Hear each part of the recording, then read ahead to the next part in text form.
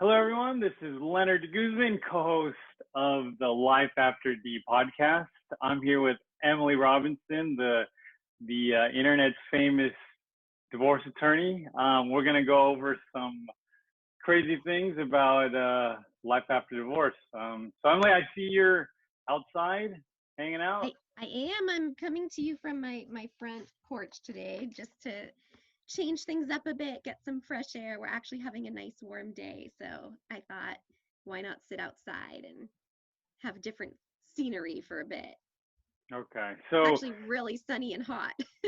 Italian hot, yeah. It's we're here in Los Angeles. It's April 22nd. We're recording this, so we're in the middle of like I want to say Corona, but it's COVID-19. That we're in the middle of it. So I'm here. I got this is the a Nemo, like the Disney Nemo theme here and in the background. So this is what I do every week. I change up my background for sanity. Yeah, let's get into some life after the problems from the internet. Okay, you ready, Emily? Good. I'm always ready. You're always ready to solve problems, to help I am people. always ready for that. All right. And I'm a Okay. giant Disney fan, so keep the Disney backgrounds coming. Oh, I like to. I mix it up. I don't like all the Disney themes. It's just like I don't know. So I'm into Nemo. That's my thing. So here we go. Anyone else feel your ex lowers your self-esteem? Not just by way of written or oral communication, but also their body language around you and around the children. For me, it's mostly at the access exchanges. I feel inferior to her and feel she has control over what happens at the exchange. This in turn seems to lower my self esteem and cause me some anxiety.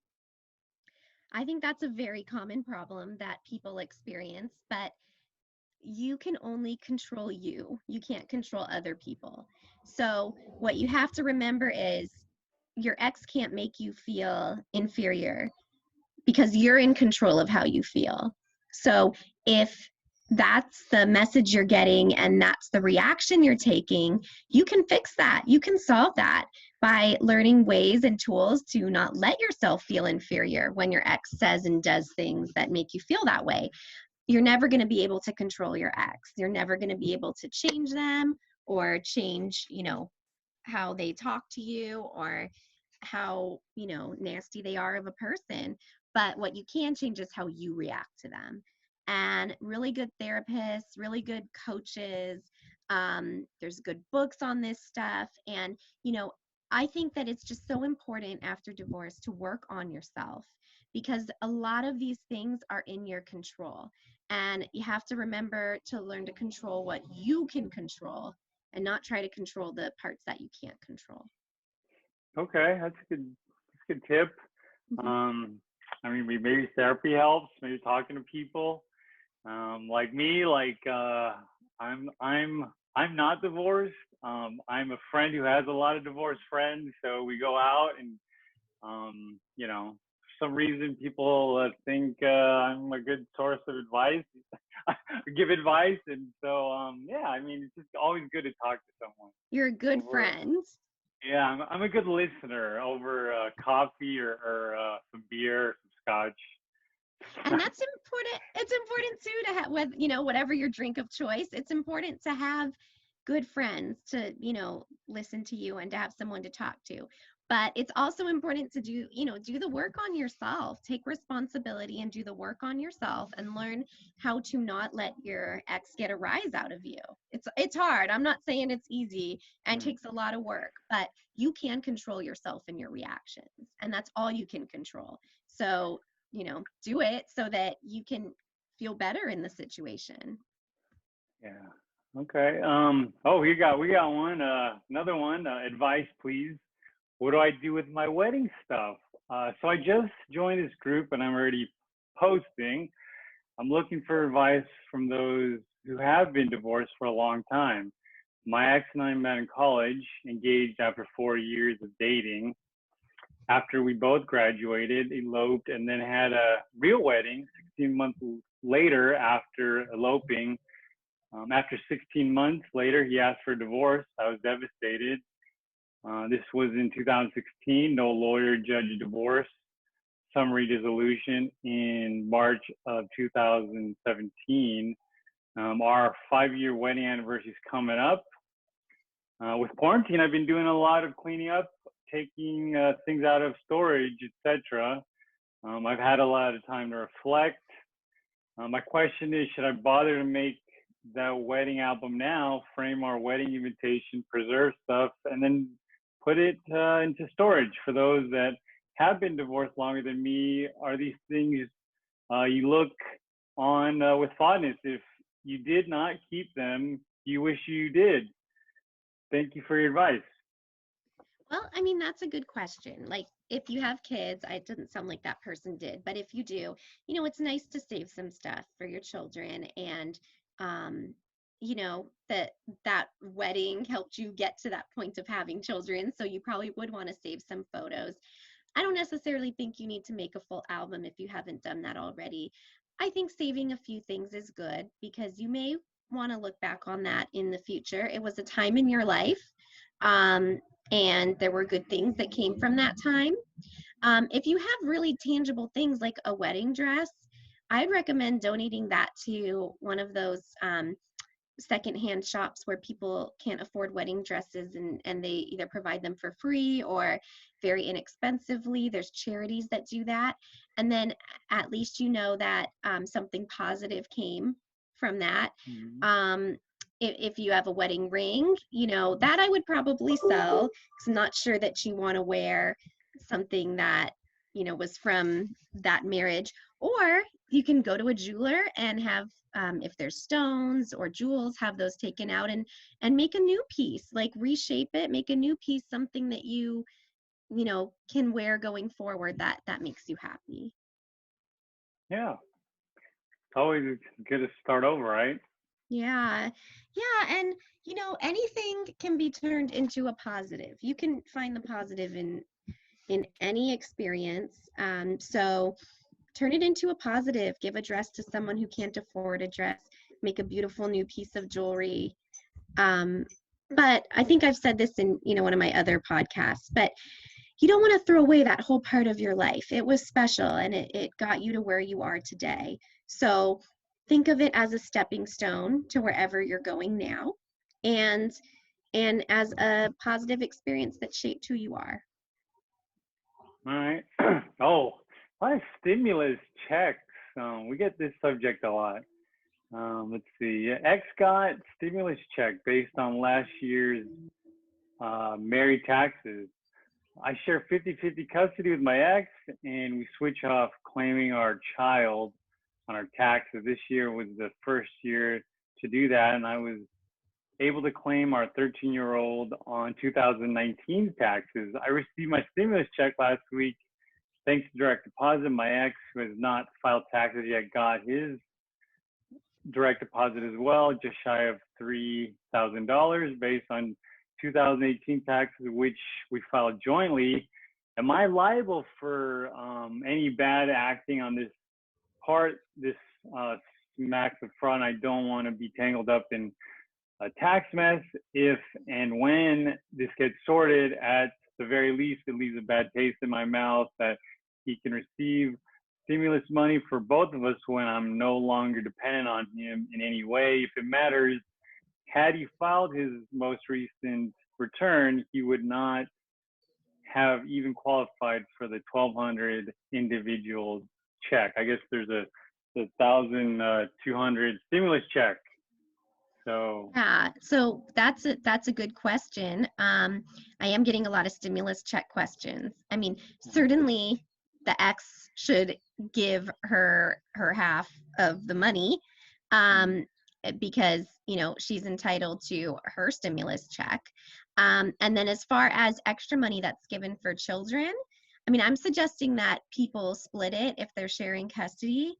There's not really any guidance on this yet because all of this is new, but I would suggest, if you're sharing custody or alternating who claims the exemption each year, split that. Like if he got $3,000, she should be getting 1,500 of that based on what it sounds like you just said.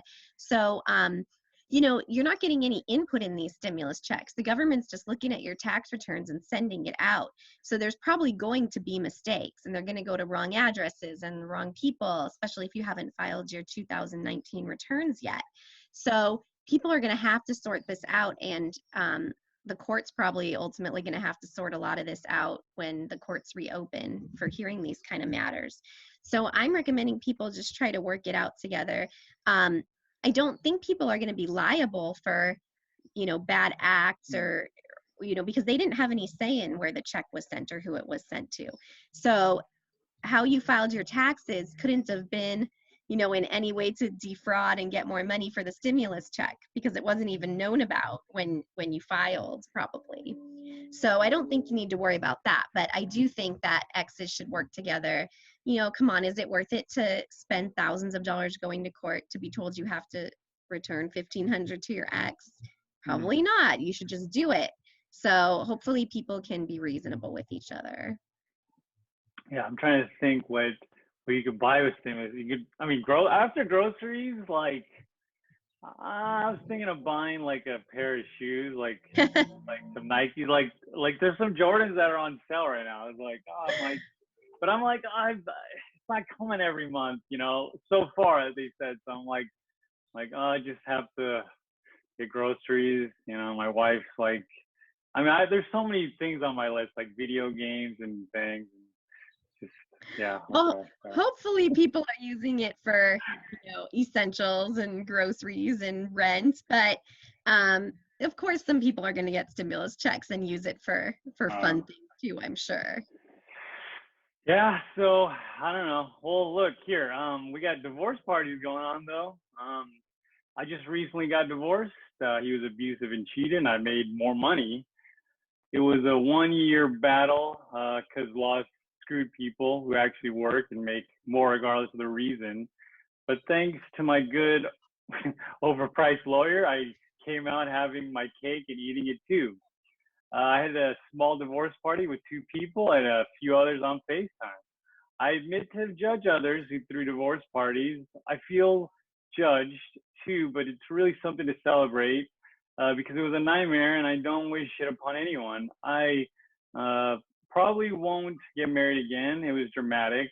Coming out from divorce needs to be celebrated. There should be a clever, funny term for it for the rest of the world to understand too. Not that it matters to me, but I don't give an F because it was always, I'm not going to name the names, but it was her fault, let's just say. What do you think of that, Emily? Divorce parties. What's up with that? Do you hear that? Yeah, it's like the Bachelorette watching parties. No, I think for some people, divorce is a relief and can even be a happy occasion. Getting out of a bad marriage or an abusive relationship, like, why not? Go ahead, celebrate a new stage of your life, turn it into a positive. But again, like I always say, just be careful what you post on social media. Like, you might want to post your divorce party or have an online divorce party, or, like people have these, show watching parties, but it's never going away. So be careful what you put online, and maybe, I know you can't right now, but when the stay-at-home orders are over, maybe have a nice quiet divorce party in your home that's not broadcast on the internet. Because again, like anything you say or do, going to be out there forever. But I don't see any problem with divorce parties. Okay. Well, I'm glad maybe this person is, it's you can have one of those like Zoom parties. Like I know people are getting, I guess, they're throwing parties, having, like, I saw a wedding. I was on Zoom. I think they're throwing Zoom parties. So it's like the thing to do. So yeah. Yeah. People are doing their bar mitzvahs on Zoom, baptisms on Zoom, weddings on Zoom. Might as well. If you don't want to wait, like, go for it. But don't record it and put it on social media. Yeah, don't accidentally push the record button or like the streaming Exactly. button. All right. Okay. Speaking of weddings, what did you do with your ex's or your ex wedding ring slash band? I'm conflicted. You're now divorced or on that difficult road. What did you do with your wedding ring slash band? I'm considering melting it down. It's a platinum blend with Forever My Love etched in it. LOL, guess not. I can see regretting it for the moment. I'll wait. But it got me curious. Well, I definitely would go for the melting down idea because it's a good piece of jewelry. Why not reuse it and make it into something that makes you happy? But if that is too emotional, then, I recommend selling it. The wedding jewelry is worth a lot of money. And I frequently have people fighting over it in divorce, although it's typically a gift and Mhm. whoever has it, the girl's ring is hers, the guy's ring is his. But yeah, I mean, if you don't want to melt it down and keep it, you should sell it because you will get a decent amount of money for it that then you could use to throw your awesome divorce party or whatever else you want to do. Go on a trip, go on a yay, I'm single trip. Um, but yeah, I mean, if it's sentimental to you, you could just let it sit there and never wear it. But that is an item that's worth a lot of money that you could be either using as other jewelry or um, using, as money. Okay. Well, look, that's all the time we have today. So hopefully, like I'm gonna go and go for my swim here. I'm here under the ocean. So do you have any closing thoughts? Any trends going on? Anything you see? Yeah, I think a lot of people are starting to get to the point where they're really struggling financially with Mm-hmm. being out of work and stuck at home for the last, 5 weeks. And people are getting desperate financially and wanting to go to court and lower or increase child support, and it's not doable right now. The courts are coming out with new rules to deal with this, but it's tough. It's a tough time, and everybody is struggling. And I just want to put the positive message out there that this will pass. We've got to find ways to get through to the next few months, but after that, I know that the courts are going to be really on board with helping people that couldn't make headway with their ex during this time. So hang in there. It will get better. Hopefully, we're coming up the other, down the other side of the mountain. Okay, so that's it. That's all we got today. Tune in next time on the Life After D podcast. Yes, enjoy the nice weather. Okay, so see you, everybody. Bye.